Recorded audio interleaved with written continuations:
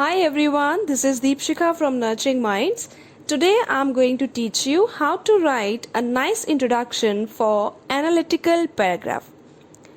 इस वीडियो में हम डिस्कस करेंगे writing techniques and a lot of vocabulary जिसकी हेल्प से आप एक परफेक्ट इंट्रोडक्शन लिख सकते हैं. आपके एनालिटिकल पैराग्राफ में सेवरल टाइप्स ऑफ क्वेश्चंस आ सकते हैं जैसे कि line graph, table, bar chart, map और पाई चार्ट.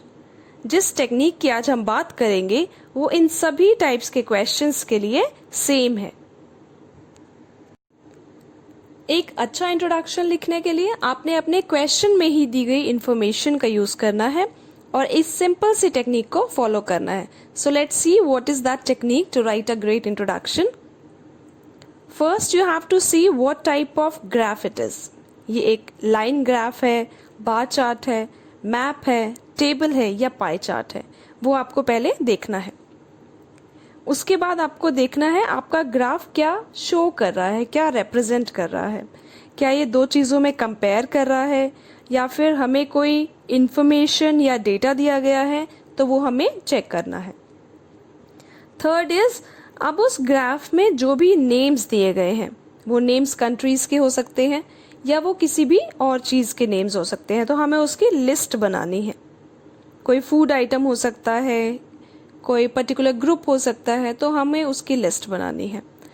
नेक्स्ट इज जो भी टाइम पीरियड दिया हुआ है हमें उसको बताना है. कौन सा ईयर से स्टार्टिंग है, कौन से ईयर से एंड है. 2001 टू 2010, 1940 टू 2000, तो इस तरीके से हमें टाइम पीरियड देखना है. और ये सभी टाइप्स के एनालिटिकल पैराग्राफ के लिए एक कॉमन ट्रिक है. And remember, keep your introduction short. वो एक या दो सेंटेंस में हो सकता है. जनरली हम एक ही सेंटेंस लिख लेते हैं.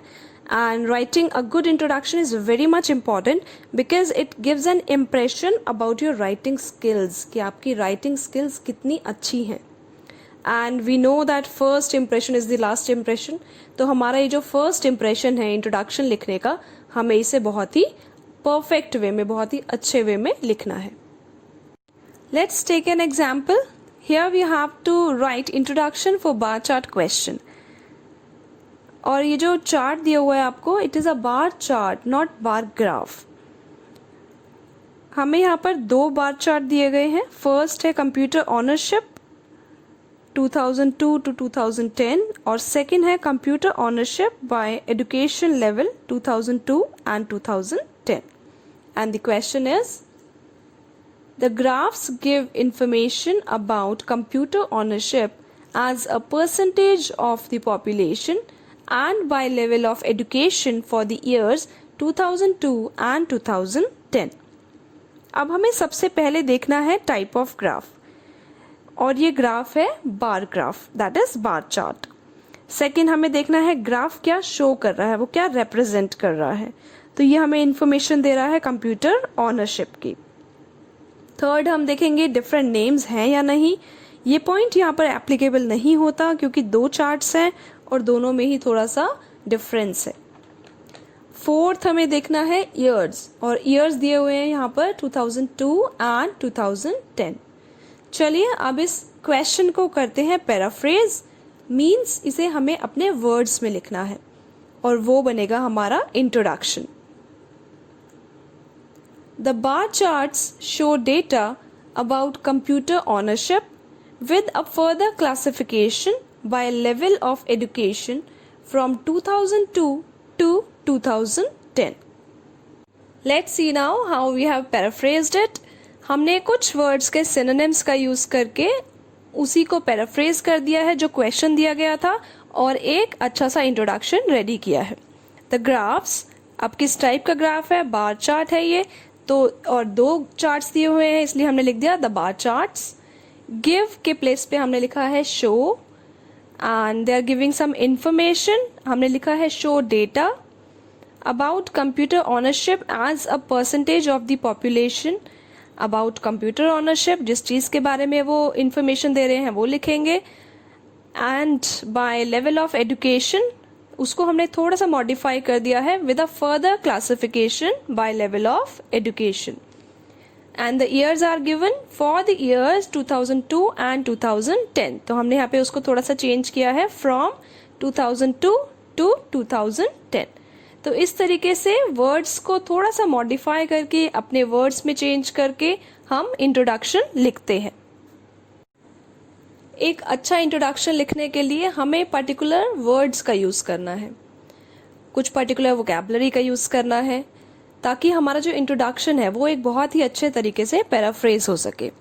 So let's look at the introductory expressions first. हमारे पास कुछ वोकैबुलरी है और वोकैबुलरी में इंट्रोडक्शन के जो एक्सप्रेशंस है उनके लिए हम क्या लिख सकते हैं.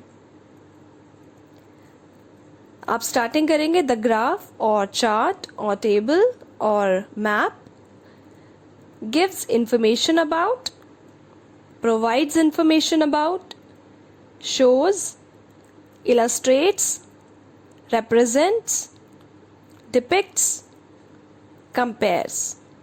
तो इस तरीके के वर्ड्स आप स्टार्टिंग में यूज कर सकते हैं. आपका चार्ट जो भी इंफॉर्मेशन दे रहा है, जो भी वो बता रहा है, हम इन वर्ड्स में से कुछ भी यूज कर सकते हैं.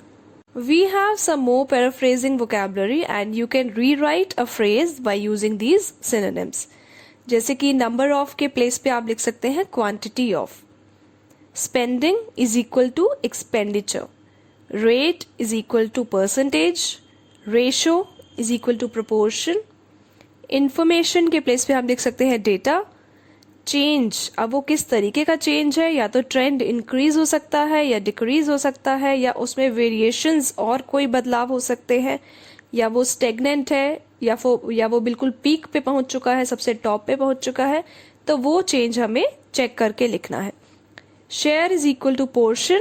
प्लेस के प्लेस पे आप लिख सकते हैं साइट. इसके बाद आती है टाइम पीरियड से related vocabulary and there are 3 ways to list a time period. अगर टाइम दिया हुआ है फ्रॉम 2010 टू 2020 तो आप इसको किस तरीके से चेंज कर सकते हैं. We can write between 2010 and 2020.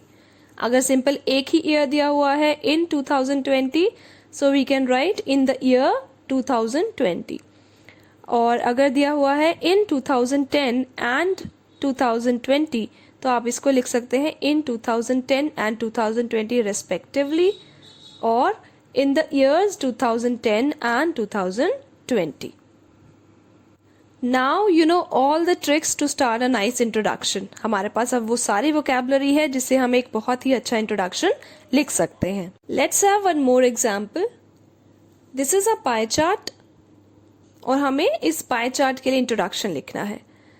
Pie chart में आप देख सकते हैं it is about online sales for retail sectors in Canada and the years are given 2005 and 2010.